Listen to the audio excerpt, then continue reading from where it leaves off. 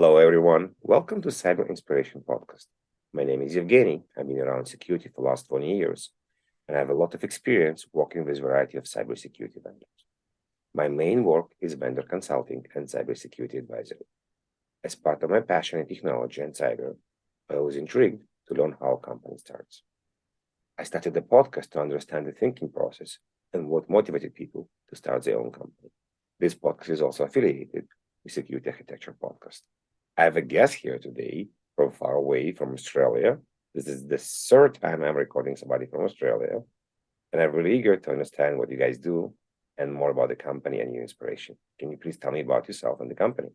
First of all, I am Shantanu Bhattacharya. I founded Siometrix. So Siometrix is a different kind of cybersecurity company, if I can put it that way. So what we started off with is having a different identity solution, which is much more accurate and more foolproof and less errors. So accuracy is much higher. And that way, what we can do is we can have identity for all types of things, for example, humans, devices, and also for entities. So like software entities, software programs or API or things like that. So that's the kind of a one-stop shop kind of thing. But what we realized is people are getting affected by ransomware quite a bit. So just in 2022, there were about more than 390 million ransomware attacks. So it's getting into a pandemic proportion. So we have now actually come up with a solution which does a ransomware protection. And the unique thing about that ransomware protection is that, let's say an adversary is in your network. What do you normally do? You would have to actually throw them out of the network and then plug the holes which they use to get into the network. That means you have to identify which loopholes they used and then plug those loopholes. So that is not a 1 hour job or a 1 day job. It generally takes weeks for you to actually do all of that. And by then, they have actually encrypted your sensitive information. They've stolen the data, taken the data out of the network. So Siometrics actually then helps you, even if the intruder is in the network, it stops the intruder from taking the data out of the network or even encrypting the data. And that's how we are different. So that way, the company gets adequate time to respond to the attack without having to worry about being ransomware attacked and having to pay ransom. Because anyway, even if you paid the ransom, there is no guarantee that your data won't end up in dark web. So that's the basis of our solution. Thank you. And with IoT and very connected world right now, definitely important not just to have identity for the humans, but also have identity for devices and entities as well. Great. And you guys been around for quite a long time, around 7 years, if I remember correctly. Yeah, around 7 years, yes. So tell us what happened around 7 years ago that motivated you to start the company and you decided to start this journey. My actual journey with computer science started more than 30 years back when I completed my post graduation. After that, I had the opportunity to work in cybersecurity or security with TCP/IP stack, then with public key infrastructure, product suite, and things like that. So security was always interesting to me. And what happened about 6, 7 years back was my wife had a surgery and I was taking care of her home duties. So I had to actually take time off work. And that's when I came up with this idea of trying to use phones and the phone sensors to see whether we can uniquely identify phones. So I did a little bit of work and we started off calling ourselves Phone Pass because we started with phone. But then we soon realized that is also applicable for laptops, desktops, IoT devices, software and all of those kind of stuff. So we started calling ourselves Siometrix, which comes with silicon, metrics, and then fuse them together to Siometrix. That's how we started, basically. When you got the idea, what was the next step? Because we all have ideas. I have 5 ideas a day, but the idea is to actually do something with the idea. Did you went and talk to many people to validate that the idea is correct, or did something else? Yes. So first of all, I wanted to make sure that what I'm thinking about is actually working or not. So first, to reduce any future technical debt that might arise because I have not done adequate research. So I did the research. And once I did the research, then I realized that probably I was onto something. And then I started talking to people, and a lot of people actually found it very interesting. But they were saying things around, oh, this is a technology, but to get it to the market, you actually need a solution and governance and the business, all of those kind of things, which is all valid. And so I then started working on each of those aspects gradually over time. And here we are. We have actually got some very good people as advisors to our board, two very well known cybersecurity experts, world renowned, in fact. One of them is University of Illinois Professor Emerita Marian Winslet, and another person is Pierre Noel. He is in Europe. Now, Marian Winslet has more than 30 years of experience in cybersecurity itself. She's also got parallel computing and other experiences, but she's currently ACM Fellow, Association of Computing Machinery Fellow, and she has published lots of papers, she's written books. So she actually understands cybersecurity very well. So she's been kind enough to evaluate our solution and has been recommending our solution ever since. And she's also an advisor. Pierre Noel is currently advising to Airbus as an advisor to their board.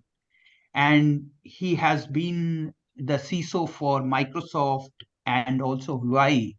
So he is also a very well-known person in the cybersecurity industry. And we've got three other advisors as well. They have different expertises. They are not necessarily cybersecurity known people, but they have businesses in different areas and they can help me in those aspects. So here we are. Now we have a good solution which is required by the market, and it's a cure. It's not a vitamin, it's not a painkiller, it's a cure for the ransomware, which we think we are very proud of. After you realize that the solution or the product you're building makes sense, and I hope you had some design partners in the way, did you decided to raise money or kind of bootstrap your own way? Yeah, we did a lot of bootstrapping. We also did raise some money. We are also currently looking for some more money. So we are interacting with investors, we are interacting with potential customers as well, and we are getting the good vibes right now. Lot of things happening in the back end, and few news or few milestones will be hit. When you started to bootstrap or raise the money, you needed to hire the team. How did you decided who to hire? Did you had some kind of a company checklist or some kind of understanding what kind of culture you want to build in the company? Tell me more about this story. In terms of the team, the people who are actually doing the work, that is still not on my payroll. They are still an outsourced company which does the development. And fortunately for me, I know the owner of the company where I am actually outsourcing. So I'm able to communicate pretty well.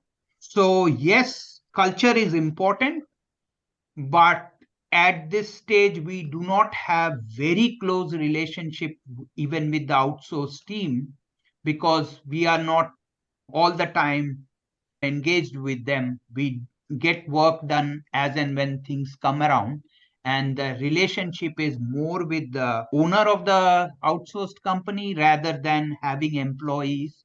And yes, culture, I do understand, is very critical, because if not all of the people are on board with the same vision as you have, then it can soon start to fall apart. And that's what we want to avoid. So we are mindful of that, but we haven't yet got to that stage where we actually have employees and we need to have the culture. What about sales people, marketing people? Yeah, right now what we are doing is developing the commercial grade solution. Once we have the commercial grade solution, then we have two letters of intent signed by potential customers already who would onboard. And once that happens, then we will onboard the sales and marketing team as well.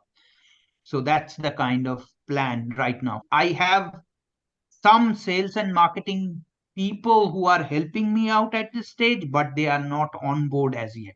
They are helping me on a, you could call it a pro bono basis kind of thing. Nice.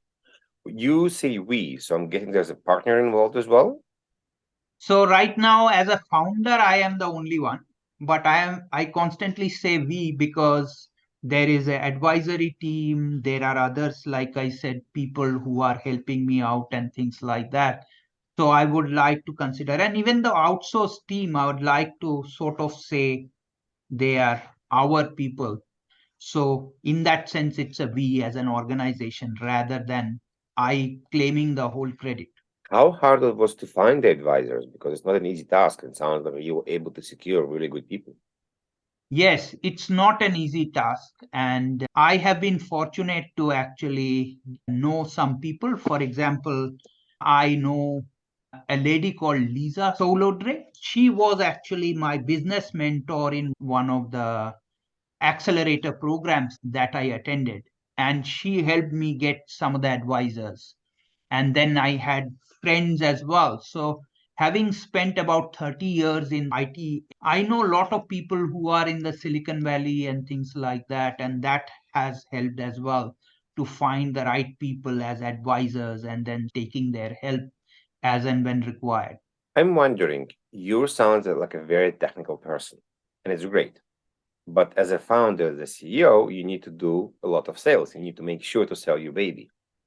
How's the transition to become a salesperson? What did you learn? What was the struggle? Ah, yeah, that is a very nice question that you asked, because yes, as you rightly pointed out, I was more of a technical focused person, chief architect here and there, head of advisory and review board for Siemens and things like that. But when it comes to sales and marketing, the first thing is to actually have the messaging right. Because when you actually meet potential customers or even potential investors, the messaging needs to be right. Because if the messaging is not right, they don't understand what value you provide and how do you differentiate yourself as compared to all the others existing in the market. And that then spoils the game. So that's why I had to actually learn. I took some courses, I actually did read it and all of those kind of stuff. So it was a little bit more struggle in coining the message than if I were a marketing or a salesperson. So if I were a marketing or salesperson, it would have been comparatively much more easier. So yes, it was a fantastic learning experience. And sometimes engineers over engineer things which is not required. And sometimes engineers fail to understand how important the sales and marketing is to the business. So all of that has been a very good learning experience for me.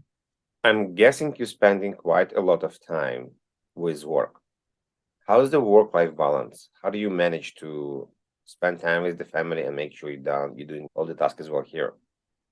Yeah, work life balance is a little bit of a challenge, or maybe a little more than a little bit of a challenge at this stage.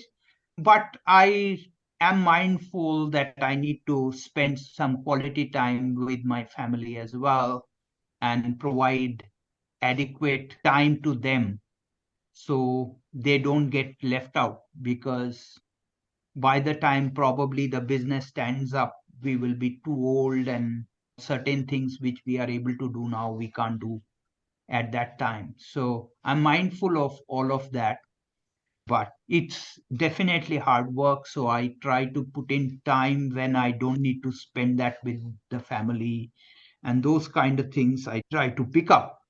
So for example, now I'm meeting with you after 9 p.m. in my time zone, which is fairly easy time for me because not so much of family time happens.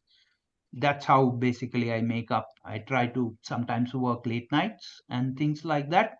So it does take a toll on me, in which case I just take some break, but that's how I manage. If you can go back 6 years ago, what will you do differently? What I would have done differently would be get myself educated on the sales and marketing and the messaging first, along with developing the solution and the technology. Everybody actually comes with some skills versus some weaknesses. In my case, the weaknesses were the marketing and sales aspects. So that's what I should have strengthened. And I should have understood the importance of sales and marketing right at that time, so that things would have been much easier and faster from there on. This is a very good one, and it's always a struggle for many people I meet and record here to how to balance this. Is there anything particular you do to get back to yourself when you have a bad day? Maybe a bad meeting, maybe you're not happy. Do you meditate? Do you walk? Do you have drinking? Yes. So I am more of a recluse, kind of, if you can call it that. So I then take some time off to meditate and try to have my own time, kind of thing, and try to rethink. Once I've done with the meditation, then I try to rethink as to what went wrong, how I could have changed the scenario and things like that. So that then becomes my focus for some time.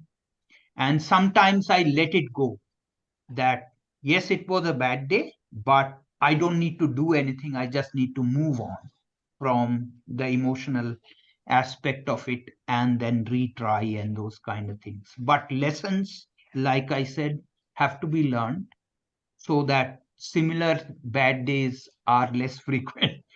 So we're gonna transition to what I call the dark side, where we're gonna talk about stuff that didn't go as expected. We just spoke about some of them a bit.